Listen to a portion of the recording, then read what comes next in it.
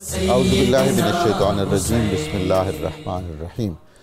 ناظرین کرام، 92 news channel کے پروگرام صبح نور میں آپ کا میزبان غلام معین الدین نظامی آپ کو اپنے ساتھیوں سمیت خوش آمدید بھی کہتا ہے، دعاؤں کا نذرانہ بھی پیش کرتا ہے۔ حضرت ابو انیس محمد برکت علی رحمہ اللہ تعالیٰ کی تالیف اسماء النبی الکریم سے سرور دو عالم صلی اللہ علیہ وآلہ وسلم کا ایک اسم مبارک پڑھنے اور سننے کی سعادت حاصل کرتے ہیں۔ سیدنا المخبت صلی اللہ علیہ وآلہ وسلم، ہمارے سردار اللہ کی طرف رجوع فرمانے والے، درود و سلام بھیجے اللہ آپ پر، آپ کی آل پاک پر اور آپ کے صحابہ کرام رضوان اللہ تعالی علیہم اجمعین پر۔ سید عبداللہ ابن عباس رضی اللہ عنہما سے روایت ہے کہ حضور نبی کریم صلی اللہ علیہ وآلہ وسلم اکثر یہ دعا فرمایا کرتے تھے، یا اللہ مجھے بہت زیادہ شکر ادا کرنے والا بنا، اپنے ہی آگے جھکنے والا بنا، اپنے ہی سامنے گریہ وزاری کرنے والا بنا، اور تمام امور میں اپنی ہی طرف رجوع کرنے والا بنا دے۔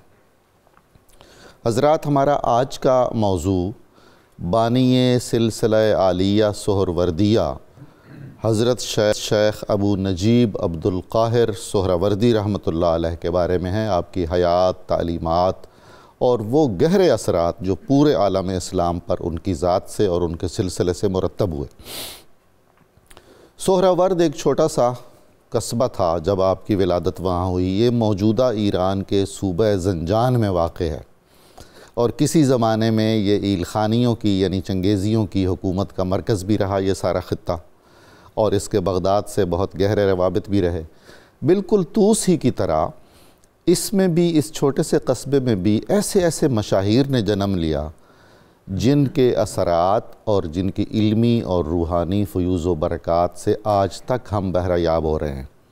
خود حضرت شیخ عبدالقاہر ابو نجیب سہروردی رحمۃ اللہ تعالی علیہ اور آپ کے بھتیجے اور خلیفہ اعظم حضرت شیخ شہاب الدین عمر سہروردی جیسے عظیم المرتبت بزرگ، اور اس کے علاوہ اسلامی فلسفہ و عرفان میں ایک اور شیخ شہاب الدین بھی سہروردی ہیں جن کو شیخ مقتول بھی کہا جاتا ہے، اور پوری دنیا میں ان کا لقب شیخ اشراق ہے۔ تو آپ دیکھیے کہ ہمارے اسلامی خطوں میں چھوٹے چھوٹے قصبوں اور شہروں کی کیسی اہمیت تھی اور کیسے کیسے بزرگ وہاں جنم لیتے رہے ہیں۔ ناظرین کرام، بر صغیر میں جو 4 قدیم ترین اور سب سے رائج سلسلے رہے ہیں، ان میں سے اتفاق دیکھیے کہ 2 سلسلوں کا نام ان کے بانیوں کے شہروں پر ہے، اور 2 سلسلوں کا نام ان کے بانیوں کے اسماء گرامی پر ہے۔ تو سلسلہ چشتیہ اور سلسلہ سہروردیہ کا اپنے بانی کے شہر زادگاہ مقام ولادت سے متعلق ہے، اور قادریہ اور نقشبندیہ کا تعلق اپنے اپنے بانیوں کے اسم یا لقب سے ہے۔ سہروردیہ سلسلہ کی بر صغیر میں، جنوبی ایشیا میں بے پناہ خدمات ہیں، اور چشتیوں اور سہروردیوں میں بہت زیادہ مماثلتیں بھی ہیں۔ ایک تو یہ دونوں قدیم ترین سلسلے ہیں بر صغیر کے، دونوں کے اکابر ایک دوسرے سے محبت اور احترام کرتے رہے۔ چشتیوں نے کوئی تصانیف نہیں کی، اکابر چشتیہ نے، اور حضرات سہرورد نے جو تصانیف کیں، جیسے حضرت شیخ عبدالقاہر کی آداب المریدین ہے، اور حضرت شیخ شہاب الدین عمر سہروردی کی عوارف المعارف شریف ہے، انہی کو اپنا دستور العمل بنایا اور انہی کو اپنے خانقاہوں میں اور دینی مراکز میں بطور نصاب اور بطور دستور العمل رائج رکھا۔ اب جس چشتی نے بھی، ہمارے آباء و اجداد نے عوارف المعارف پڑھ رکھی ہے، جس میں حضرت شیخ شہاب الدین عمر اپنے چچا، اپنے پیر و مرشد حضرت شیخ ابو نجیب سہروردی رحمۃ اللہ علیہ کا ذکر جمیل بہت ہی محبت اور احترام اور عقیدت سے کرتے ہیں، تو یہ کیسے ممکن ہے کہ ہماری گھٹی میں حضرت شیخ ابو نجیب کی محبت شامل نہ ہو؟ پھر سلسلہ سہروردیہ شاید ہی اس وقت روئے زمین پر صوفیوں کا کوئی سلسلہ طریقت ایسا ہو جس میں کسی نہ کسی طریقے سے اس سلسلہ سہروردیہ کا اور حضرت شیخ عبدالقاہر کا فیضان شامل نہ ہو۔ یہ بہت چھوٹی سی بات نہیں ہے، بہت غیر معمولی بات ہے۔ اللہ تعالیٰ نے آپ پر جو انعامات اور فضل کیے، اور آپ کی شخصیت کو جو کمالات عطا فرمائے، ان میں ایک نعمت یہ عطا فرمائی کہ روحانی اولاد ایسی دی کہ جن پہ دنیا رشک کرتی ہے۔ حضرت شیخ شہاب الدین عمر سہروردی دیکھیے جس کے خلیفہ اعظم ہوں، اور حضرت شیخ نجم الدین کبروی سلسلے کے بانی، وہ بھی آپ سے انہوں نے استفادہ کیا۔ حضرت شیخ کی ذات میں ہمیں شریعت و طریقت کا اجماع تو نظر آتا ہی ہے، ایک ہیبت الہی بھی ہے، اور ایک تواضع اور انکسار کی وہ کیفیت بھی ہے جو صوفیہ کرام کا خاصہ رہی ہے۔ آپ کا مدفن بغداد میں ہے، اور غالباً بغداد ہماری تاریخ کا وہ واحد خوش نصیب شہر ہے جس میں 2 بڑے سلسلوں کے بانی دفن ہیں۔ ایسا امتیاز اور کسی شہر کو حاصل نہیں ہوا۔ حضرت پر حضرت شیخ عبدالقاہر ابو نجیب سہروردی رحمۃ اللہ علیہ کے بارے میں ایک تذکرہ بھی اردو میں لکھا گیا تھا تقریباً 100 سال پہلے، اب اس کی نئی اشاعت بھی ہوئی ہے۔ آپ کی کتاب آداب المریدین پر عظیم چشتی بزرگ حضرت شیخ گیسو دراز رحمۃ اللہ تعالیٰ علیہ نے شرح بھی لکھی، اس کا اردو ترجمہ اور فارسی متن بھی شامل ہے۔ اور سہروردیوں کو جو ان کے مراکز ایران میں تھے، افغانستان میں تھے، ماوراء النہر میں تھے، اور دیگر علاقوں میں جنوبی ایشیا میں، اور کئی شاخوں میں بٹ گئے یہ، ان سب پر بہت زیادہ تحقیقی کام بھی ہوا ہے، روحانی کام بھی ہوا ہے۔ اللہ تعالی ہمیں توفیق دے گا تو ہم گاہے بگاہے اس کا ذکر جمیل کرتے رہیں گے۔ آج حضرت شیخ کی عظیم المرتبت شخصیت کو خراج تحسین پیش کرنے کے لیے جو محترم مہمان ہمارے ساتھ موجود ہیں، ان میں آپ کے جانے پہچانے گرامی قدر ڈاکٹر شبیر احمد جامی صاحب، میں آپ کا شکر گزار ہوں آپ تشریف لائے۔ ہمارے بہت ہی پیارے دوست جناب ڈاکٹر طاہر حمید تنولی صاحب تشریف رکھتے ہیں ہمارے ساتھ، آپ کے علم و فضل سے ہم استفادہ کریں گے۔ ہمارے بہت ہی عزیز ابھرتے ہوئے نوجوان سکالر اور بہت صاحب مطالعہ اور بہت اچھی گفتگو کرنے والے ڈاکٹر محمد قاسم ہمارے ساتھ تشریف رکھتے ہیں۔ آپ کا بہت شکریہ قاسم۔ جناب جامی صاحب، حضرت شیخ ابو نجیب کا خاندانی پس منظر، ابتدائی تعلیم و تربیت، اور خاندان کے جو اکابر تھے چچا اور ماموں، انہوں نے کیسے تربیت کی، اور ابتدائی حصول علم کے مراحل بغداد تک آپ پہنچا دیجیے آج۔ بسم اللہ الرحمن الرحیم۔ بہت خوبصورت تصوف کی سلسلہ سہروردیہ کی جو عظیم ترین کڑی ہے، اس کے جو مبانی اور بانی ہیں اولین، ان کا آپ نے بڑا تعارف کرایا۔ حضرت شیخ ابو نجیب عبدالقاہر ضیاء الدین سہروردی رحمۃ اللہ علیہ، کیا نام ہے۔ تو اللہ تعالیٰ نے تصوف کے تحت جو چیزیں بھی ہمارے مشائخ نے مرتب کی، تو ان کے اگر ہم رنگ چیک کریں تو رنگ تو کافی زیادہ ہیں، لیکن کچھ جگہوں پر کچھ رنگ بہت گہرے ہوتے ہیں۔ تو سلسلہ سہروردیہ میں جو سب سے گہرا رنگ ہے جس کی نشاندہی کی ہے وہ ہے نسبت طہارت۔ سبحان اللہ سبحان اللہ۔ دوسرا اس میں گہرا رنگ ہے وہ ہے نسبت اطاعت۔ کیا بات۔ اور تیسرا گہرا رنگ ہے جو سب میں ہے وہ ہے نسبت معرفت۔ سبحان اللہ۔ ابن عربی رحمۃ اللہ علیہ نے شیخ شہاب الدین سہروردی رحمۃ اللہ علیہ کو دیکھ کر یہ تبصرہ فرمایا تھا کہ سنت نبوی کا اور اتباع نبوی کا پیکر شخص ہے یہ۔ سبحان اللہ۔ اس پر فیضان نبوی کی یہ کرنیں گہری نظر آ رہی ہیں۔ مبدأ اور معاد میں مجدد الافسانی رحمۃ اللہ علیہ نے گفتگو کرتے ہوئے کہا کہ روحانی طور پر میں نے سارے سلاسل کے لوگوں کو دیکھا تو ان میں سب سے زیادہ سفید رنگ اور سب سے زیادہ ابیض جس سلسلے کو مجھے دکھایا گیا اور قرآن و سنت کے بہت قریب تر، وہ سلسلہ سہروردیہ رحمۃ اللہ علیہ تھا۔ اللہ کے رسول صلی اللہ علیہ وآلہ وسلم کا پسندیدہ ترین رنگ سفید، پسندیدہ ترین رنگ۔ اور پھر اس میں لکھتے ہیں کہ یہ سلسلے کی اس کی وجہ بنیادی طور پر یہ کہ سلسلہ سہروردیہ میں علماء بھی ہیں اور بڑے بڑے محدثین اور مفسرین بھی ہیں۔ بے شک یہ رنگ سلسلے کو بہت امتیاز کے ساتھ حاصل ہے۔ چونکہ ہم بنیادی طور پر گفتگو کر رہے ہیں شیخ ابو نجیب عبدالقاہر سہروردی رحمۃ اللہ علیہ کے بارے میں، ذرا علامہ ذہبی کے میں ذرا الفاظ پڑھ دوں، ذرا ایک ایک لفظ بڑا خوبصورت ہے۔ الشیخ الامام العالم المفتی المقنن الزاہد العابد القدوہ سبحان اللہ شیخ المشائخ ابو النجیب عبد القاہر بن عبداللہ بن محمد بن امیہ بن سعد بن حسن بن قاسم بن القمہ صدیقی النسب صدیقی النسب، یعنی حضرت سیدنا ابو بکر صدیق رضی اللہ تعالیٰ عنہ کا وہ ظرف وفا جن جو تسلسل سے جہاں جہاں بھی کامل شکل اختیار کر رہے ہیں، تو صبغت اللہ کا اور عشق رسول کا وہاں گہرا رنگ نظر آتا ہے، یہ بھی اس سلسلے کو امتیاز حاصل ہے۔ اس کے بعد یہاں لکھا ہے جی سہروردیہ، یہ جو سہرورد علاقہ تھا جیسے آپ نے شروع میں تعارف کرایا، تو یہ ایرانی گورنر تھا سہراب جی، اس نے اس کی بنیاد رکھی تھی، تو پھر اس کو کہتے تھے سہراب گرد یا سہرو گرد، اور وہاں سے یہ بدلتے بلتے سہرورد ہو گیا، یہ اس کی وجہ بھی لکھی گئی ہے۔ یہاں کے لوگ کہتے ہیں کہ کوردو قبیلے کے لوگ تھے اور تہذیبی اعتبار سے یہ لوگ اچھے نہیں تھے، تو یہ ہماری تاریخ میں بڑی خوبصورت روایت ملتی ہے کہ جو علاقہ ایک سنگم بن رہا ہو اور ایک مرکزی جگہ بننے کا امکان ہو اور وہاں لوگوں کے اخلاقی معاملات ٹھیک نہ ہوں، تو ہمیشہ صوفیہ اور مشائخ نے اس کو مرکز محبت بنایا۔ تو اس کو دیکھتے ہوئے حضرت سیدنا ابو بکر صدیق رضی اللہ تعالیٰ عنہ کی اولاد یہاں تشریف لائی۔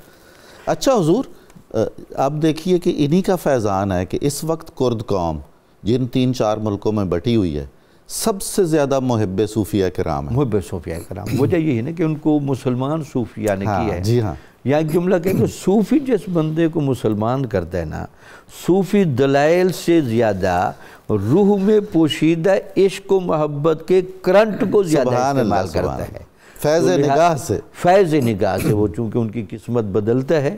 اور یہاں کرامت بھی ہے کہ چلو چونکہ آپ نے اچھا کہا، ابو نجیب سہروردی رحمۃ اللہ علیہ بیٹھے تھے، شہاب الدین سہروردی لکھتے ہیں کہ کچھ لوگ یہودی اور عیسائی آئے، آپ نے ان کو تلقین و وضاحت کی، آپ کی تلقین و وضاحت سے وہ متاثر نہ ہوئے، تو آپ نے ان کو کہا کہ میں آپ کو کھانا پیش کرنا چاہتا ہوں۔ جب ان کو کھانا کھلایا، خود ان میں شامل ہوئے، اور ایک ایک لقمہ جیسے جیسے ان کے حلق سے اترتا سبحان اللہ، یا تو وہ برکت تھی رزق حلال کی، یا وہ برکت تھی ضیافت کی، یا شہاب الدین سہروردی کے جو یہ چچا ہیں ان کی نگاہوں کی برکت تھی، وہاں سے یہ لوگ پھر مسلمان ہو گئے۔ اچھا، جو مشائخ یہاں سب سے پہلے تشریف لائے، شیخ ابو محمد عبداللہ البکری رحمۃ اللہ علیہ کا ملتا ہے، یہ 373 ہجری میں ان کی وفات ہے۔ 10 واسطوں سے سیدنا صدیق اکبر رضی اللہ تعالیٰ عنہ سے ان کا ملتا ہے۔ یہ بہت یہاں عالم تھے، بہت بڑے فاضل تھے، اور شیخ ابو العباس احمد دینوری رحمۃ اللہ علیہ خلیفہ اعظم تھے۔ کیا بات! اس کے بعد ان کے آگے خاندان میں اگلا بڑا نام ابو حفص وجیہ الدین سہروردی رحمۃ اللہ علیہ کا نام آتا ہے۔ اب ان کی علمی تبحر دیکھیں، یہ بغداد کے باقاعدہ قاضی رہے ہیں، تو یہ بھی اس خاندان میں ذرا یہ رنگ نظر آتا ہے۔ اس کے بعد پھر ان کی صحبت سے فیض یافتہ ہیں شیخ ابو نجیب سہروردی رحمۃ اللہ علیہ، تو یہ اپنے خان 3 بندوں سے ان کو نسبت کا بڑا فیض ملا۔ ایک تو ان کو فیض ملا امام احمد غزالی سے، دوسرا انہوں نے فیض لیا شیخ حماد بن مسلم دباس سے، اور تیسرا انہوں نے فیض لیا اپنے چچا وجیہ الدین سے۔ سبحان اللہ۔ اور ایک امتیاز یہاں یہ بھی ملتا ہے کہ یہ باقاعدہ بغداد میں آ گئے تھے، اور بغداد میں آنے کے بعد یہ جامعہ نظامیہ میں پڑھتے بھی رہے، جیسے حضرت غوث اعظم بغداد میں آ گئے تھے، اور پھر یہاں کے وہ صدر مدرس بھی رہے۔ بالکل، اس پر کرتے ہیں بات۔ جناب ڈاکٹر طاہر حمید تنولی صاحب، بغداد میں حضرت کا جو قیام ہے اور نظامیہ کی تدریس ہے، اور کیسے کیسے اکابر سے آپ نے فیض پایا، حضرت غوث اعظم کی محبت حاصل کی، آپ کی صحبت کا شرف حاصل کیا، پھر مدرس کے طور پر اور مربی کے طور پر جو آپ نے خدمات انجام دیں، تصنیف و تالیف کا سلسلہ بھی جاری رکھا ہے، ارشاد فرمائیے۔ بسم اللہ الرحمن الرحیم۔ ڈاکٹر صاحب بہت شکریہ، بہت بڑی ہستی ہیں ہماری تاریخ کی اور تاریخ تصوف کی جن کا ہم تذکرہ کر رہے ہیں۔ یاد رکھیے یہ ہمیں اعزاز حاصل ہو رہا ہے کہ ہم پاکستان میں کسی بھی ٹی وی چینل پر پہلی بار آپ کی ذات والا صفات پر ایک مکمل پروگرام کرنے کی سعادت حاصل کر رہے ہیں۔ ڈاکٹر صاحب ماشاءاللہ بالکل یہ بڑا اعزاز ہے، اور 92 چینل کا یہ اعزاز ہے اور امتیاز ہے کہ صوفیاء کے تذکرے جتنے الحمدللہ یہاں ہو رہے ہیں اور لوگوں کو آگہی دی جا رہی ہے۔ سبب یہ ہے، اچھا جب اس پروگرام کے بارے سے بھی میں تیاری میں تھا اور حضرت کا تذکرہ پڑھ رہا تھا تو جو بات ابھی آپ نے ارشاد فرمائی یہی میرے ذہن میں بار بار آ رہی تھی، اور مولانا روم کا ایک شعر کہ نہ تنہا عشق از دیدار خیزد، سبحان اللہ، سبحان بسا این دولت از گفتار خیزد، کہ ضروری نہیں کہ آپ کے پاس اللہ کے والوں کے پاس جا کے بیٹھے اور ان کا دیدار کریں تو عشق کی دولت ملے، کبھی ایسے بھی ہوتا ہے کہ ان کے تذکرے سے وہ عشق کی آگ بھڑک اٹھتی ہے۔ تو ان تذکروں کی بڑی برکت ہے جو شمع یہاں جلائی جا رہی ہیں۔ تو ڈاکٹر صاحب جب ہم حضرت ابو نجیب سہروردی علیہ رحمہ کی شخصیت کو دیکھتے ہیں تو ایک پورا پروسیس ہے، کس طرح آپ اس پروسیس سے گزرے اور اپنے آپ کو کن مشقتوں سے گزارا اور کن ہستیوں سے آپ نے تربیت کا فیضان اٹھایا۔ کندن بننا آسان نہیں ہے، آسان نہیں، جیسے بھی ڈاکٹر صاحب ارشاد فرما رہے تھے کہ حضرت شیخ وجیہ الدین سے آپ نے نسبت آپ کی تھی، ابتدائی طور پہ تربیت آپ نے وہاں سے لی، اور اس کے بعد حضرت شیخ احمد غزالی سے تربیت لی اور ان کی نگرانی میں رہے، اور اتنے مجاہدات۔ چھوٹا نام ہے جی، اللہ اکبر، حضرت امام احمد غزالی، سبحان اللہ، کتنا بڑا، جنہوں نے امام غزالی کو بدل دیا، کیا سے کیا بنا دیا، کمال ہے۔ تو اب یہ جو شخصیات ہیں انہوں نے حضرت ابو نجیب سہروردی کو تربیت کے مراحل سے گزارا۔ اب حضرت فرماتے ہیں کہ جب میں اپنے شیخ حضرت احمد غزالی کے پاس جاتا تو اپنی نگاہ بصیرت سے دیکھے، اگر میرے معمولات میں کوئی کمی آ جاتی ہے، کوئی کمی بیشی ہو جاتی، دیکھ کے فرماتے کہ آج مجھے تمہارے اندر ظلمت نظر آ رہی ہے، تاریکی نظر آ رہی ہے، تو مجھے اندازہ ہو جاتا کہ میں کہیں غلطی مجھ سے غلطی کا ارتکاب ہوا، تو وہ میں اس کو میں آئیڈینٹیفائی کرتا اور اس غلطی کی پھر اصلاح کرتا۔ یعنی آپ مجاہدات کی کثرت کا یہ عالم دیکھیں کہ بعض وقت ہفتے گزر جاتے، کھانے پینے کی طرف توجہ نہ ہوتی، دوسرے معاملات کی طرف توجہ نہ ہوتی، اور آپ کا جو ایک ارتکاز تھا یاد الہی کے اندر، آپ تشریف فرما تھے کہ آپ کے تذکروں میں ملتا ہے کہ خضر علیہ السلام تشریف لائے تو آپ اپنے مراقبے میں تھے، آپ نے توجہ نہیں کی۔ جب آپ مراقبے سے واپس لوٹے تو حضرت شیخ شہاب الدین سہروردی نے فرمایا حضرت خضر علیہ السلام تشریف لائے تھے، فرمایا میں اللہ کی بارگاہ میں حاضر تھا، خضر پھر بھی آ سکتے ہیں۔ سبحان اللہ، یہ اللہ کی بارگاہ کی حضوری میں انقطاع، یہ وہ نقصان تھا جو میں برداشت نہیں کر سکتا، اس حضوری کی قضا نہیں، اس کی قضا نہیں ہو سکتی۔ تو اب آپ تصور کریں کہ ان لوگوں کی کیا پرائرٹیز تھیں، کیا درجہ تھا ان کا اخلاص کا اور اللہ رب العزت کے لیے ڈیڈیکیشن کا۔ اچھا اس کے بعد اب جب ہم ان کی تصنیف و تالیف کو دیکھتے ہیں ڈاکٹر صاحب، ان کے انداز تربیت کو دیکھتے ہیں تو اس میں بھی ہمیں وہی کمال نظر آتا ہے کہ انہوں نے اپنے لوگوں کی تربیت جس سائنسی انداز سے کی، جس نفسیاتی انداز سے کی، جن اخلاقی اور شخصیت کے تقاضوں کو پیش نظر رکھ کے کیا، ہمیں اس کی مثال ملنا مشکل ہے۔ یعنی ظاہر سے لے کے باطن تک ہر چیز کو آپ نے فوکس کیا۔ اچھا حضرت شیخ ابو نجیب سہروردی کی شخصیت میں اگر آپ کی کتاب آداب المریدین کو دیکھیں، جس طرح آپ کی تربیت کا ایک انداز نظر آتا ہے اپنے وابستگان کی، ایک عجیب اس کے اندر ایک دقت نظری ہے، ایک بصیرت ہے، گہرائی ہے، یعنی ایک عام اٹھنے بیٹھنے سے لے کے باطن کی کیفیات تک ہر چیز کو آپ فوکس کر رہے ہیں۔ تنولی صاحب چند وہ کتابیں جو بہت مختصر ہیں لیکن اتنی جامع ہیں کہ کفایت کرتی ہیں اپنے موضوع پر، ان میں سے ایک آداب المریدین۔ اس کتاب کی ایک اور خصوصیت ہے، وہ یہ ہے کہ اس میں اخلاقی تعلیم کے ساتھ ایک غیر معمولی بصیرت کار فرما ہے۔ دیکھیں آپ فرماتے ہیں اس شخص کی صحبت اختیار کرو جس کی دینداری سے اس کی عقل زیادہ ہو۔ کیا بات ہے، وجہ کیا ہے؟ اس کی دینداری اس کی اپنی ذات کے لیے ہے اور تمہارے لیے اس کی عقل ہے۔ سبحان اللہ، وہ جتنا بابصیرت ہوگا تمہیں اچھے انداز سے تربیت سے گزارے گا۔ کیا بات۔ اچھا آپ فرماتے ہیں اس شخص کی صحبت اختیار کرو جو تمہیں خدا کی طرح جانتا ہو لیکن تم مجھ سے محفوظ اور مامون ہو۔ اللہ مطلب کیا ہوا؟ یہ تمہارے ہر عیب سے آگاہ ہو لیکن تمہارے عیب کو ہتھیار نہ بناتا۔ سبحان اللہ، سبحان، ایکسپلائٹ نہ کرے۔ یعنی آپ سوچیں کہ انسانی نفسیات کی کس گہرائی میں جا کے آپ بات کریں۔ آپ فرماتے ہیں اپنے کلمات تک پہ نگاہ رکھو، ایسا نہ ہوتا تو ایسا ہو جاتا، یہ کیوں ہوا، یہ کیوں، ایسی باتیں صوفیاء کے کلمات میں نہیں ہوتی۔ وہ معروف سا ایک شعر ہے نا کہ ہاتھوں کو عجب ربط ہے لاشعور سے، ہلتے ہیں ہاتھ اظہار مدعا کے ساتھ ساتھ۔ یعنی صوفیاء آپ کے ظاہری حرکات تک کو ایک ڈسپلن اور ایک نظم و ضبط میں لے کے آتے ہیں۔ بے شک بخاری شریف کے اندر ایک باب ہے لاؤ، جی، لاؤ کہنا منع ہے۔ اللہ اکبر۔ اب یعنی کہ آپ یہ تو ہماری روزمرہ زندگی میں تو اس کا بہت اگر یہ ہوتا تو فرمایا ایسا کبھی نہ کہو۔ اللہ اکبر۔ یعنی حضرت جو ہیں ابو نجیب السہروردی کہاں تک لے کے چلے جا رہے ہیں ان چیزوں کو، یعنی اس حد تک آپ نے تربیت کے حوالے سے جو چیزیں ہمیں بتائیں۔ اچھا ایک آدھ چیز میں وہ نقطہ صرف عرض کر کے اپنی بات کو مختصر ختم کرنا چاہوں گا کہ جو میں نے عرض کیا بصیرت اس حد تک اس کتاب میں نظر آتی ہے، جو تعلیم آپ دے رہے ہیں اس کے ساتھ اس کی نگیٹیوٹی کو بھی ایڈریس کرتے چلے جاتے ہیں۔ سبحان اللہ۔ مثلا فقر بہتر ہے کہ غنا؟ فرماتے ہیں فقر بہتر ہے بشرطے کہ اختیاری ہو۔ کیا بات ہے، فقر اضطراری مسائل پیدا کرتا ہے۔ فرماتے ہیں کہ توکل بہتر ہے بشرطے کہ تم اللہ کے وعدے پہ تمکین پہ ہو۔ سبحان اللہ۔ پہلے یقین تو پختہ کر لو، ورنہ یقین کے بغیر توکل کے راستے پہ چلنا خودکشی ہے۔ تو ڈاکٹر صاحب یہ جو بصیرت ہے، یہ جو حکمت ہے جو مولانا روم نے فرمایا نا، ایک چھٹانک علم کے لیے ایک من عقل چاہیے، سبحان اللہ، اس اصول کی کار فرمائی ہمیں حضرت ابو نجیب سہروردی کی تعلیمات کے اندر اور ان کے انداز کے اندر نظر۔ اللہ تعالیٰ آپ کو سلامت رکھے۔ ڈاکٹر محمد قاسم صاحب، حضرت کی اولاد پاک، آپ کا مدفن، آپ کا جو کثرت فیضان ہے، خلفاء کی کثیر تعداد ہے، ایک سے بڑھ کر ایک خلیفہ ہے، کسی شیخ کو ویسا ایک خلیفہ بھی میسر آ جائے تو اس کی زندگی کا اجر اس کو مل گیا۔ آپ ارشاد فرمائیے کچھ۔ بسم اللہ الرحمن الرحیم۔ اللہ تعالیٰ نے ارشاد فرمایا وَاتَّبِعْ سَبِیلَ مَنْ أَنَابَ إِلَیَّ، اس شخص کے راستے پر چلو جس نے میری طرف رجوع کیا۔ سبحان اللہ۔ اب اس آیت میں اللہ تعالیٰ بندوں کو صالحین کی پیروی کی تلقین فرما رہے ہیں، یعنی ایسے لوگوں کی جنہوں نے اللہ کی طرف رجوع کیا، جن کے ایمان میں، تقوی میں، عبادت میں نمایاں مقام حاصل کیا انہوں نے، ایسے لوگوں میں شمار حضرت ابو نجیب سہروردی رحمہ اللہ تعالیٰ کا ہوتا ہے۔ آپ کا فیضان عام تھا، عبادت میں، ریاضت میں، سلوک و طریقت میں بلند مقام رکھتے تھے، علماء مشائخ آپ کا احترام کرتے تھے، حکمران اور عمراء آپ کا ادب کرتے تھے، سبحان اللہ۔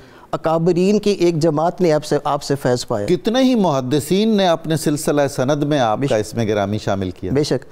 اور یہ دیکھیے اس وجہ سے کہ آپ کی ذات میں دو سلسلوں کا فیضان جمع ہو گیا کہ نسب کے اعتبار سے آپ صدیقی تھے اور طریقت کے اعتبار سے آپ علوی تھے، تو یہ صدیقی اور علوی فیضان ہے جو آپ کی ذات میں جمع ہوا اور جو پھر آ کے آپ نے خلقت کے اندر تقسیم کیا۔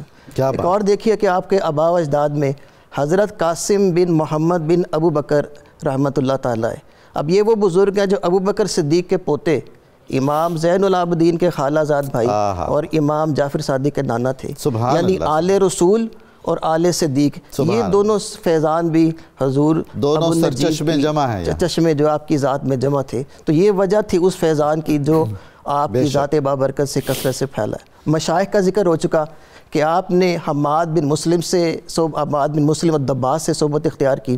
ان کے بارے میں آپ فرماتے ہیں کہ مجھے حق سے شناسائی سب سے پہلے شیخ حماد کی صحبت سے حاصل ہوئی، تو ایسے بزرگ تھے کہ ان کی صحبت میں رہنے سے مجھے حق سے شناسائی حاصل ہوئی۔ حق شناسی کی بات۔ پھر شیخ عبد القادر جیلانی رحمہ اللہ تعالیٰ سے آپ کو صحبت رہی، تو یہ بیان کرتے ہیں کہ جب آپ نے فرمایا تھا کہ میرا قدم تمام اولیاء کی گردن پر ہے، اس وقت اس محفل میں دیگر مشائخ کے ساتھ ابو نجیب بھی تشریف فرما تھے۔ سبحان اللہ۔ تو یہ فرمان سن کے آپ نے اسی وقت اپنی گردن جھکا دی تھی، اور آپ کے تذکروں میں یہ ذکر ملتا ہے کہ آپ کو ایک خرقہ تبرک شیخ عبد القادر جیلانی سے بھی حاصل تھا، تو یہ قادری فیضان بھی ہے جو آپ کی ذات کے اندر موجود تھا اور وہ جو آگے آپ نے خلقت کے اندر تقسیم کیا۔ آپ نے دو جگہوں سے آپ نے خلافت جو ہے وہ پائی، ایک تو اپنے چچا شیخ وجیہ الدین سہروردی سے، ان کا ذکر ہو چکا، اور دوسرا شیخ احمد الغزالی سے جو امام غزالی کے بھائی تھے، ان کا بھی ذکر ہو چکا ہے۔ تو یہ وہ بزرگ ہستیاں ہیں جن کا فیضان نظر تھا، جنہوں نے آپ کو وہ کمال اور عروج عطا کیا۔ آپ جو شیخ ابو نجیب سہروردی ہے، صاحب کشف بزرگ تھے، سبحان اللہ، یعنی بذریعہ کشف بھی آپ بہت سے اسرار کو جان لیتے تھے۔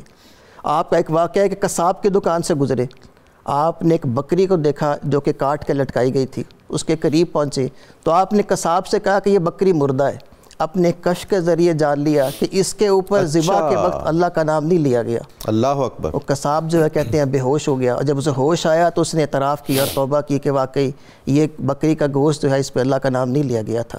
اس وقت آپ کے بھتیجے حضرت شہاب الدین سہروردی بھی موجود تھے، نے پوچھا چچا آپ نے کیسے جان لیا، آپ نے کیسے جان لیا؟ فرمایا بیٹا جب تم معرفت کی راہ پہ چلو گے تو تم بھی یہ جان تمہیں بھی پتہ چل جائے گا کہ اللہ تعالیٰ کے بعض اسرار ایسے ہیں کہ جن کو الفاظ کا جمع نہیں بنایا جا سکتا. تو یہ صاحب کشف بزرگ تھے حضرت شیخ ابو نجیب سہروردی رحمہ اللہ. آپ نے صحبت پہ بڑی زور دیا, تلقین کی ہے. آپ نے دیکھا اپنے عقیدت مند کو کہ وہ کسی ایسے آدمی کے پاس ہے جو کہ بڑی بری صفات کا حامل تھا, تو آپ نے اس سے نصیحت کی کہ بیٹا اکیلے رہنا برے آدمی کی صحبت میں رہنے سے کیا بات ہے آپ کی, اور اچھے آدمی کی صحبت میں رہنا یہ اکیلا رہنے سے بہتر ہے. سبحان اللہ. اس لیے کہ رسول اللہ صلی اللہ علیہ وسلم فرمایا تھا کہ بندہ جو ہے وہ اپنے دوست کے دین سے جانا جاتا ہے, اس لیے اسے دیکھنا چاہیے کہ وہ کس کی صحبت اختیار کر رہا ہے. صحبت کا اثر جو ہے انسان کی تربیت پہ, اس کے عقیدے پہ, اس کے اعمال پہ مرتب ہو سکتا ہے. اسی طرح سے آپ اپنے مریدین کی اصلاح پہ بہت توجہ دیتے تھے. اگر کوئی مرید خلوت میں چلا جاتا, خلوت میں شین ہوتا, تو خاص تشریف لے جاتے اور اس کو وقت سے پہلے ہی شیطان کے مفاسد سے آگاہ کر دیتے تھے. آپ اسے بتا دیتے تھے کہ آج تم پر یہ کشف آئے گا, آج تم پر یہ حال آئے گا, آج فلاں فلاں شخص اس صورت کا تمہارے پاس آئے گا, تو وہ اس سے بچنا وہ شیطان ہوگا. تو اس طرح سے اور اتنی گہرائی کے ساتھ اپنے مرید پہ توجہ دیتے تھے, اپنے مریدین کی تربیت کرتے تھے. ایک ذمہ دار شیخ کا حضور فریضہ بھی تو یہ ہے بے شک کہ وہ اس قدر مانیٹرنگ کرے. اور آپ کے اقوال میں سے ایک خوبصورت قول ہے کہ آپ نے فرمایا تصوف کی ابتدا اس کا اول علم ہے, اس کا وسط جو عمل ہے, اور اس کی جو انتہا اور اس کا آخر ہے وہ اللہ تعالیٰ کا انعام ہے. کیا بات. یعنی یہ جو راہ سلوک ہے اس پہ بغیر علم کے اور بغیر عمل کے انسان کامیاب نہیں ہو سکتا. اگر اللہ کی نعمتیں, اس کی رحمتیں چاہتے ہو تو علم اور عمل کے راستے سے گزر کے اس منزل کو پانا پڑے گا. اسی طرح سے آپ نے فرمایا کہ صوفیاء کے نزدیک بہترین عمل اپنی سانس کو گننا ہے.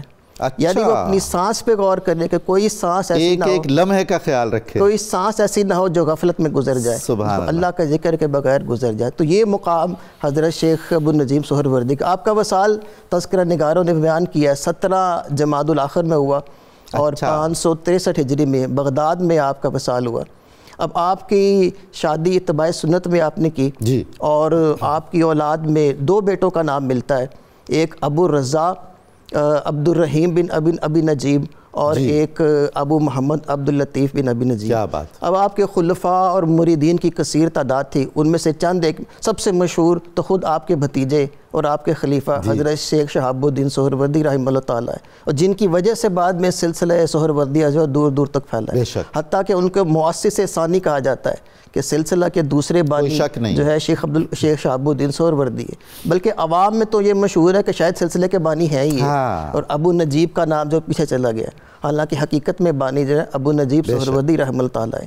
اسی طرح آپ کے خلفاء میں شیخ اسماعیل قصری ہے, یہ نجم الدین قبرہ جو ہے وہ ان کے خلیفہ تھے. کیا بات. تو یہ اس کی طرح سے آپ کے مشائخ کے آپ کے خلفاء کے اندر ایک شیخ روز بہان مصری ہے, یہ ان کی صاحبزادی حضرت نجم الدین قبرہ کے نقاب میں تھی, اور ان سے آگے 2 بیٹے بھی تھے.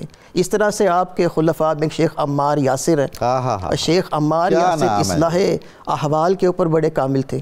جس وقت شروع میں نجم الدین قبرہ نے خلوت اختیار کی تو ان کو وہ مطلوب حاصل نہیں ہو سکا, پھر وہ شیخ عمار یاسر کی بارگاہ میں چلے گئے. حضرت عمار نے فرمایا کہ اپنی نیت درست کرو, اپنی پہلے نیت درست کرو, پھر خلوت اختیار کرو. تو انہوں نے دوبارہ اپنا عزم اور ارادہ پختہ کیا اور پھر خلوت اختیار کی, اور پھر اس مراد کو پا لیا جس کے لیے وہ بیٹھے تھے. بہت شکریہ. ناظرین کرام, ہمارا سلسلہ گفتگو جاری رہے گا, ہمیں درود پاک سننا ہے. چند لمحوں کے بعد ہم دوبارہ آپ کی خدمت میں حاضر ہوں گے, آپ ہمارے ساتھ رہیے گا.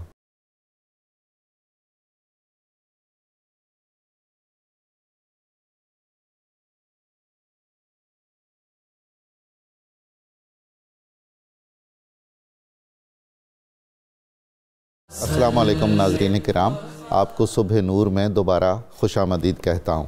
آج ہم گفتگو کر رہے ہیں سلسلہ عالیہ سہروردیہ کے بانی حضرت شیخ ابو نجیب عبد القاہر ضیاء الدین سہروردی رحمۃ اللہ علیہ کی حیات, تعلیمات اور آپ کے اثرات پر ہم سلسلہ گفتگو کو آگے بڑھاتے ہیں. محترم جامی صاحب, کچھ مشائخ ایسے ہیں, صوفیاء کرام ایسے ہیں جنہیں اللہ تعالیٰ نے ایک ایسی نعمت عطا فرمائی کہ عظیم ترین خلفاء دیے, جن میں حضرت غوث اعظم شامل ہیں, آپ کا کثیر سلسلہ ہے. اسی طرح حضرت عبد القاہر, اسی طرح حضرت شیخ شہاب الدین عمر سہروردی. آپ نے فرمایا, حتیٰ کہ یہ فرمایا کہ خلفائی فی الہند کثیرہ, صرف ہندوستان میں ہی میرے خلفاء کی تعداد بہت زیادہ ہے۔ چشتی سلسلے میں ہم یہ دیکھتے ہیں کہ یہ انعام حضرت خواجہ نظام الدین اولیاء کو ملا، آپ کے ایک ایک خلیفہ نے ایک ایک اقلیم سنبھالی۔ بالکل۔ تو آپ کے جو خلیفہ اعظم ہیں اور بھتیجے ہیں، اس میں ایک دلچسپ بات جو ڈاکٹر محمد قاسم نے بھی بیان کی کہ خود آپ کو اپنے چچا سے فیض ملا تھا، اور آگے اتفاق دیکھیے کہ آپ کا سارا فیض منتقل ہوا آپ کے خلیفہ اعظم اور اپنے بھتیجے حضرت شیخ شہاب الدین عمر سہروردی میں۔ تو ان کے خلیفہ اعظم حضرت شیخ شہاب الدین کے بارے میں ارشاد فرمائیے۔ بسم اللہ الرحمن الرحیم۔ قدرت الہیہ چنیدگی اور انتخاب میں نجوم ہدایت کو سامنے لے کر آتی ہے۔ کیا بات! شیخ شہاب الدین سہروردی رحمۃ اللہ علیہ کی شخصیت میں جو جامعیت، جو وسعت، جو گہرا رنگ اور جو بصیرت نظر آتی ہے، یہ ان کا اپنا خاص رنگ تھا۔ کیا بات! کوئی شک نہیں کہ ان کو شیخ ابو نجیب سہروردی رحمۃ اللہ علیہ کی ولایت کے تمام دبستان کو سمیٹنے کا موقع ملا۔ واہ! جامعہ نظامیہ کی علمی روایت کو بھی ہضم کرنے کا موقع ملا، اور انتظامی معاملات میں، اور پھر سفارتی حضور غوث پاک رضی اللہ تعالی عنہ کی صحبت میں بیٹھ کر بھی وہ فیض آپ نے حاصل کیا، جو واقعہ بڑا مشہور ہے کہ آپ کو علم الکلام کی کتابوں میں شغف زیادہ تھا، اچھا، اور آپ متکلم اور عقلی مزاج زیادہ تھے، منطقی انداز۔ تو حضور غوث پاک نے ایک دفعہ آپ سے پوچھا کہ آپ علم الکلام کی کون سی کتابیں پڑھتے ہیں، تو اس نگاہ کے فیض سے وہ کتابیں کہتے مجھے بھول گئیں اور میرا دل معرفت الہی کی طرف چل پڑا۔ سبحان اللہ۔ تو آپ نے اس پر بہت خوبصورت آپ کے باتیں کی ہیں۔ شیخ شہاب الدین سہروردی رحمۃ اللہ علیہ کو پھر سفارت کاری کا موقع بھی ملا۔ لگتا یہ ہے کہ اس زمانے میں علم میں، معرفت میں اور معاشرت میں جو ایک تضاد کی جگہ تھی، بالکل اس جگہ کو فل کرنے کا جو شاہکار تھے وہ شیخ شہاب الدین سہروردی رحمۃ اللہ علیہ کی ذات تھی۔ حالانکہ عام طور پر یہ čیزیں تھوڑا فاصلے پر آتی ہیں، لیکن اللہ تعالیٰ اپنے کمال نمونے دکھانے کے لیے ایسے مرجع بھی متعین فرماتا ہے۔ حضور جامی صاحب، اس معاملہ فہمی کا کیا عالم ہوگا کہ پے در پے عباسی خلفاء جس شخص کو اپنا سفیر بنا کر اطراف و اکناف عالم میں بھیج رہے ہیں، بالکل ٹھیک، وہ شیخ شہاب الدین عمر سہروردی ہیں۔ بالکل ٹھیک، اور بھیج بھی کوئی عام معاملات میں نہیں ہیں، جہاں سیاسی معاملات الجھ رہے ہیں، حساس ترین معاملات، اور جہاں حملوں کے بڑے خطرے ہیں، جہاں غلط فہمیاں شدت سے پھیلی ہوئی ہیں، تو ایک ایسی شخصیت جو سفارت کاری کے نہ صرف ہنر سے واقف ہو بلکہ مواعظ حسنہ اور نصیحت آموزی میں اپنا ثانی نہ رکھتی ہو، یہ رنگ بھی یہاں نظر آتا ہے۔ اس کے علاوہ ان مشائخ کے ایک اور امتیاز نظر آتا ہے، انہوں نے کسب معاش کو اور ولایت کو لازم و ملزوم کے طور پر ڈیل کیا ہے۔ اللہ اکبر! یہ بھی ایک بڑا خوبصورت رنگ ہے۔ کوئی شک نہیں کہ اولیاء کو تقوی اور طہارت کی وجہ سے، مصروفیات کی وجہ سے فتوحات کی بڑی کثرت رہتی ہے، لیکن ان مشائخ کا یہ طرح امتیاز ہے کہ ان فتوحات کو یہ فقراء کے سپرد کیا جائے اور اپنے معاش کے لیے باقاعدہ کسب کو لازم قرار دیا جائے۔ یہ شاید آج کے زمانے میں جو ہمارے مشائخ کے گدی نشین صاحبان بیٹھے ہیں، یہ ان کے لیے ایک سبق آموز ہے کہ اس چیز کا اہتمام کثرت کے ساتھ کیا جائے۔ تو اس کے بعد آپ نے جو عوارف المعارف جس انداز سے لکھی اور جس ڈھب سے لکھی اور اس کو ایک ایسا دستور العمل بنا کے دیا، عام طور پر ہو یہ رہا تھا، کچھ غلط فہمیاں شاید چلتی رہتی اپنی اپنی فیلڈوں میں مصروفیت کی وجہ سے۔ علماء ذرا تصوف کو اور انداز سے دیکھتے تھے، صوفیہ اپنی ذاتی اور عملی اور روحانی مصروفیات کی وجہ سے علم کے ماحول سے اس طرح آشنا نہیں تھے۔ اس کتاب کو علم اور معرفت کے سنگم کی جگہ پر کھڑا ہو کر جس توازن کے ساتھ، جس اعتدال کے ساتھ اور نصوص کی کامل مطابقت کا لحاظ کرتے ہوئے اور عملی مجاہدات، مکاشفات، احوال، مقامات کو جس تناسب سے آپ نے پرویا ہے اور جتنی خوبصورت آپ نے اس کمبینیشن کو طے کیا ہے کہ ایک کو جسم کہہ لیں تو دوسری کو روح کہہ لیں۔ کیا بات! اگر معرفت روح ہے تو اس کا جسم شریعت ہے، شریعت روح ہے تو طریقت اس کا جسم کیا ہے۔ بات ہے۔ یہ لازم و ملزوم کی یہ نوعیت، یہی وجہ تھی کہ یہ کتاب جب سامنے آئی تو اس کتاب میں چونکہ ایک ہم آہنگی بہت تھی، توازن بڑا تھا، توازن، اعتدال، گہرائی بڑی تھی، بصیرت بڑی تھی، استدلال بڑا، اور انسان سازی کا اور روحانیت سازی کا بہت گہرا رنگ تھا۔ واہ واہ۔ اندازہ لگیں بعد میں مشائخ سہروردیہ نے تو اس کو پڑھایا ہی پڑھایا، لیکن مشائخ چشت نے اس کو بہت زیادہ پڑھایا۔ بے شک۔ خواجہ نظام الدین اولیاء رحمۃ اللہ علیہ فرماتے ہیں کہ بابا فرید رحمۃ اللہ علیہ عوارف المعارف کا درس دیتے تھے، اور میں نے پڑھا، اور میں نے ان سے پڑھا، اور وہ درس بھی اس کیفیت میں دیتے تھے جیسے شہد بندے کے دل و روح میں انڈیلا جاتا ہے۔ سبحان اللہ۔ جامی صاحب، میں تو عوارف کا جب بھی مطالعہ کرنے کی سعادت حاصل کرتا ہوں تو دو نیتوں سے کرتا ہوں، ایک یہ کہ یہ حضرت کی تصنیف ہے، بالکل، دوسرا یہ کہ یہ آداب المریدین کی ایک طرح سے بڑی غیر محسوس شرح ہے، غیر محسوس شرح کوئی، اور تیسرا کہ میرے اکابر مشائخ چشت نے اس کو پڑھا اور پڑھایا ہے۔ آپ کا بہت شکریہ۔ جناب ڈاکٹر تنولی صاحب، بر صغیر میں ایک کلندری اور ملامتی سلسلہ ہے رسول شاہی درویشوں کا، وہ بھی سہروردی ہیں، اور ایسے ایسے شعراء پیدا ہوئے سلسلہ سہروردی میں۔ حضرت شیخ فخر الدین عراقی ہیں، حضرت شیخ میر حسین سادات ہیں، شیخ جمالی دہلوی ہیں، تو آپ اس سلسلے کی علمی، تصنیفی، شعری اور ادبی خدمات کے حوالے سے ارشاد کیجیے۔ جی ڈاکٹر صاحب، جیسے ابھی بات ہو رہی ہے کہ یہ فیضان ہے حضرت ابو نجیب سہروردی کا، جو سوشل لائف میں بھی اور انٹلیکچل لائف میں بھی ہماری جو ماضی کی تاریخ ہے اس کے اندر جاری و ساری نظر آتا ہے۔ یعنی ایسی شخصیات پیدا ہوئی اس سلسلے کے اندر جن شخصیات نے علمی طور پہ بھی کنٹریبیوٹ کیا اور انسان سازی میں بھی کنٹریبیوٹ کیا، دونوں لحاظ سے۔ تو بہت بڑے بڑے لوگ ہیں، اور ایسی ہستیاں پیدا ہوئیں جو پھر آگے کئی دبستانوں کے امام بنے، بالکل، چاہے شعری دنیا میں دیکھیں یا روحانی دنیا میں دیکھیں۔ اور اس کے پیچھے بنیادی طور پہ جو طاقت کار فرما نظر آتی ہے وہ حضرت ابو نجیب سہروردی کی روحانی تربیت کا ایک خاصہ ہے، کہ کس طرح سے آپ نے لوگوں کی جو ہے ان کے اخلاق کو سدھارا، ان کی شخصیات کو بنایا، اور ان کو کس درجے تک پہنچایا کہ وہ آگے اتنے بڑے لوگ تیار کرنے کے قابل ہوئے۔ ڈاکٹر صاحب دیکھیں، آداب المریدین کا بھی ذکر ہوا کہ اس کے اندر حضرت نے جس انداز سے مرید کی بنیادی ضرورتوں کو اجمال کے ساتھ بیان کر دیا، اس کا احاطہ مشکل ہے۔ یعنی اتنی جامعیت کے ساتھ اتنی بڑی باتیں اور اتنے جامع استدلال کے ساتھ عقیدے سے لے کے عام معاملے تک بیان کر دینا بہت مشکل ہے۔ اور وہ جو شاعری کی اصطلاح میں تنولی صاحب ہوتا ہے نا، آمد، جی جی، یعنی آورد اور بناوٹ نہیں، بناوٹ نہیں۔ آداب المریدین ہو یا عوارف المعارف، یوں محسوس ہوتا ہے کہ جیسے ایک فطری بہاؤ کے ساتھ آمد آتے ہیں غیب سے مضامین، آتے ہیں غیب سے، ایک الوہی فیضان ہے جس کو آپ نے الفاظ کی شکل دے کے آنے والوں کی رہنمائی کے لیے مرتب کر کے بیان کر دیا۔ سبحان اللہ۔ دیکھیں، آپ فرماتے ہیں اس میں احوال کو بھی بیان کرتے ہیں، مقامات کو بھی بیان کرتے ہیں، اخلاق کو بھی بیان کرتے ہیں۔ فرماتے ہیں کہ جب تک تم ایک مقام پہ استقامت اختیار نہ کر لو آگے نہ بڑھو۔ کیا بات! مثلا اگر تم نے زہد اختیار کرنا ہے تو پہلے ورع کو کامل کر لو، کیا کہنے، پرہیزگاری کو کامل کر لو۔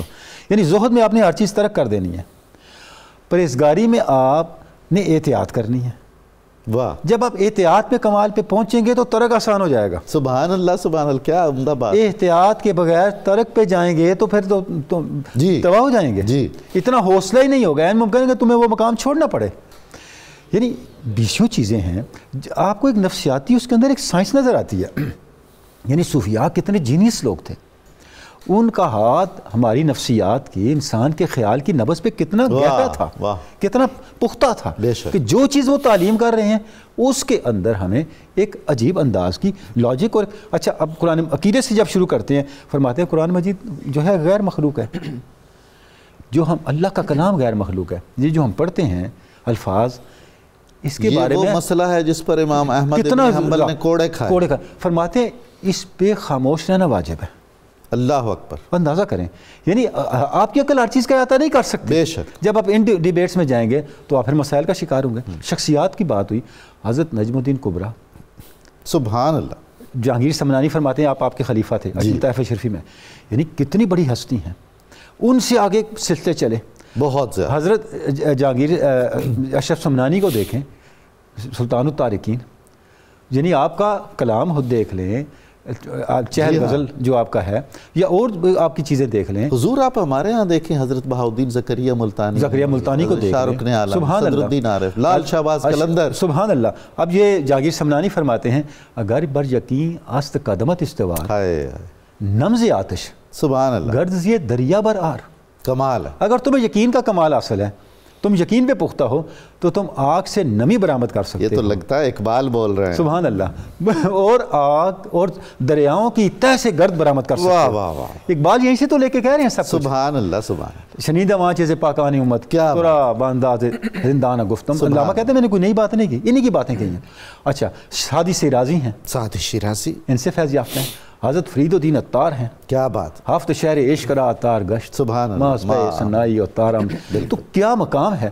تو ایک سے ایک شخصیت ہے جو ہمیں حضرت ابو نجیب سہروردی کے سلسلے میں نظر آتی ہے، اور ہر شخصیت کی جو کنٹریبیوشن ہے وہ ایپک میکنگ ہے. واہ. وہ تاریخ ساز ہے. اس نے ایک نیا دبستان، ایک نیا انداز فکر، ایک نئی روایت کا آغاز کیا ہے، جس نے آگے جا کر ہماری تہذیب کے خد و خال کو بنایا ہے اور خد و خال کو نمایاں کیا. کیا عمدہ خوبصورت بات آپ نے فرمائی.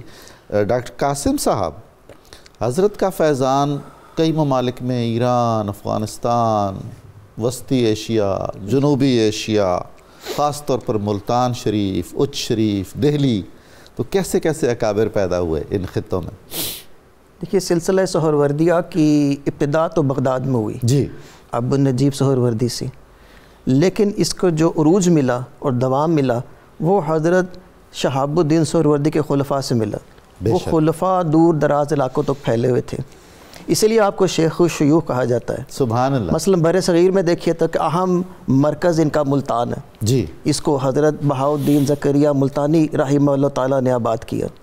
اب ملتان ایک بنیادی مرکز سہروردی، لیکن اس سے بھی پہلے حضرت شیخ نو بکھری جو ہے وہ بکھر میں آ چکے تھے، سندھ میں، بالکل، جسے اب سکھر کہا جاتا ہے. وہ وہاں پہ آ چکے تھے، اور ان کا یہ مقام ہے کہ حضرت شہاب الدین سہروردی ان کے بارے میں فرمایا کرتے تھے کہ یہ آیا میرے پاس، اس کے پاس تیل بھی تھا، بتی بھی تھی، اور اس کے پاس چراغ بھی تھا، صرف لو کی ضرورت تھی. یعنی وہ لو اور چنگاری جو مرشد نے لگائی اور پھر ان کو وہ مقام عطا کر دیا. حضرت مخدوم نوح وہ حالہ والے جو بزرگ ہیں؟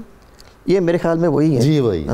اسی طرح سے پھر یہ وہ موجود تھے، لیکن جو بنیادی مرکز بنا وہ ملتان جو بہت بڑی سطح پہ. ملتان کے اندر حضرت بہاؤدین زکریا ملتانی نے اپنا مدرسہ قائم کیا، خانقاہ قائم کی، تو طالبان حق سارے کے سارے آپ کی خدمت میں حاضر ہوتے. علماء کیا، مشائخ کیا، فقراء کیا، یعنی ہر قسم کے لوگ جو ہے وہ آپ کے پاس آتے تھے. تو آپ نے ہی اپنے مریدین کی جماعتیں تیار کی اور ان کو مختلف ہندوستان کے علاقوں میں بھیجا، اور پھر یہ ہندوستان آپ کے فیض سے سارا منور ہوا. اور آپ کے بعد پھر آپ کے بیٹے اور خلیفہ حضرت صدر الدین عارف رحمہ اللہ تعالیٰ وہ آپ کی مسند پہ جلوہ فرما ہوئے.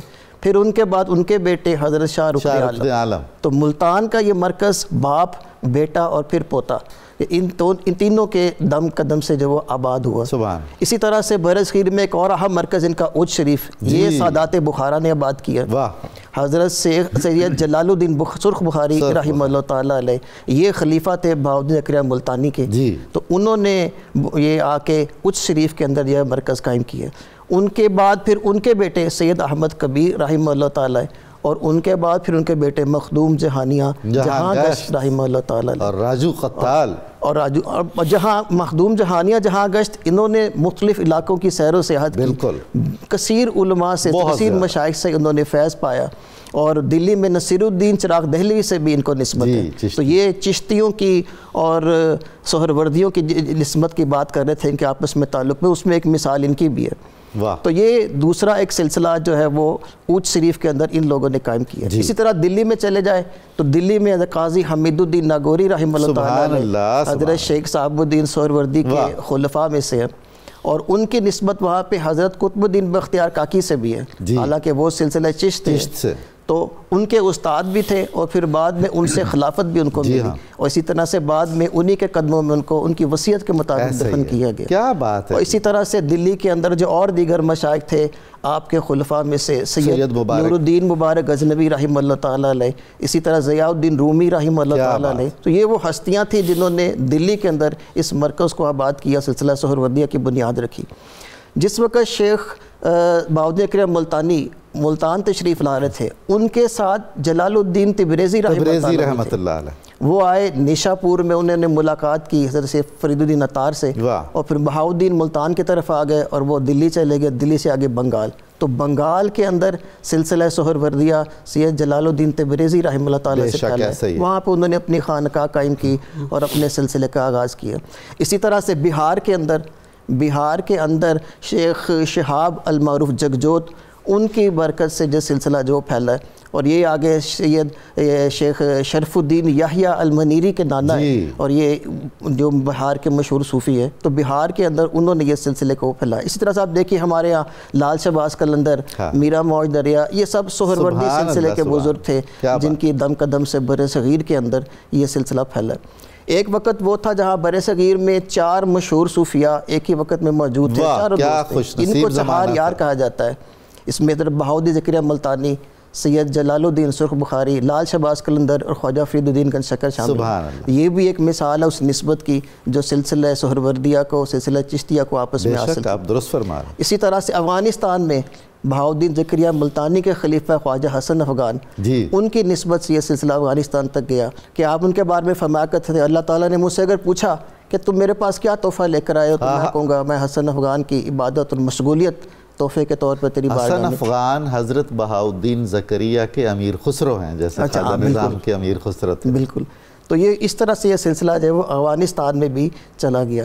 اسی طرح سے ایران کے اندر یہ سلسلہ گیا نجیب الدین علی برگش شیرازی کے حوالے سے، اور دوسرے مشہور بزرگ حضرت شمس الدین صفی رحمہ اللہ تعالیٰ تھے. تو یہ 2 بزرگ تھے جنہوں نے ایران کے اندر بھی سلسلے کو، شیراز تو بہت بڑا مرکز رہا نا صدیوں سہروردیہ کا. اسی طرح سے مشہور شاعر اور مفکر شیخ سعدی شیرازی، وہ خود ان کے خلفاء میں سے تھے، تو ان کی نسبت سے بھی یہ سلسلہ جو آگے چلا. تو یہ مختلف. اسی طرح سے شام کے اندر بھی ان کے سید نجم الدین تفلیسی تھے، شہاب الدین سہروردی کے خلفاء میں سے، ان کے ذریعے شام کے اندر بھی یہ سلسلہ کیا. تو یوں یہ آگے پھر سلسلے کی جو مزید شاخیں ہیں وہ تو اور بھی دور دراز علاقوں کے اندر مختلف ممالک کے اندر سلسلوں اور کئی نام بن گئے ان کے، جیسے فردوسیہ سلسلہ بھی ایک طرح سے اسی سے فیض یافتہ ہے. ان سب کا احاطہ تو مشکل ہے، لیکن یہ چند بزرگوں کا، ہستیوں کا. شاہ ہمدان امیر کبیر، شاہ ہمدان امیر کبیر، بالکل. یہ کشمیر کے اندر تو یہ تمام کا احاطہ تو مشکل ہے، لیکن یہ چند بزرگ ہستیاں ہیں جن کا ذکر ہم کرتے ہیں. اللہ تعالیٰ ان کے اوپر اپنی رحمت نازل فرمائے. میں بہت شکر گزار ہوں آپ تشریف لائے، اتنی خوبصورت گفتگو آپ نے فرمائی، خود میں نے بہت لطف اٹھایا، اور ہمارے ناظرین نے تو ظاہر ہے بہت ہی زیادہ کیف محسوس کیا ہوگا. ناظرین کرام، کتاب الشفا سے وظیفے کا وقت ہے. اللہ تعالیٰ کی بارگاہ میں محبوب عمل. حضور نبی کریم صلی اللہ علیہ وآلہ وسلم نے سیدنا ابو ذر غفاری سے فرمایا کہ اللہ تعالیٰ کی بارگاہ میں یہ کلمات سبحان ربی و بحمدہ، سبحان ربی و بحمدہ بہت مقبول ہیں، ان کو کثرت سے پڑھا کریں. حضرت شیخ ابو نجیب عبد القاہر سہروردی رحمۃ اللہ تعالیٰ کا قول مبارک ہے جو صحبت صالح کی تلقین سے متعلق ہے. بد عقیدہ اور بے عمل انسان کی دوستی سے بہتر ہے کہ انسان اکیلا ہی رہے، اور اگر دوستی کا رشتہ قائم کرنا ہی ہے تو کسی ایسے شخص سے تعلق خاطر رکھیے جس کی محفل سے دل کو تقویت ملے اور دل یاد الہی کا مرکز بنے. آج کے اخبار 92 نیوز میں حضرت شیخ ابو نجیب عبد القاہر سہروردی کے زیر عنوان عمدہ مضمون شائع ہوا ہے، آپ استفادہ کیجئے گا.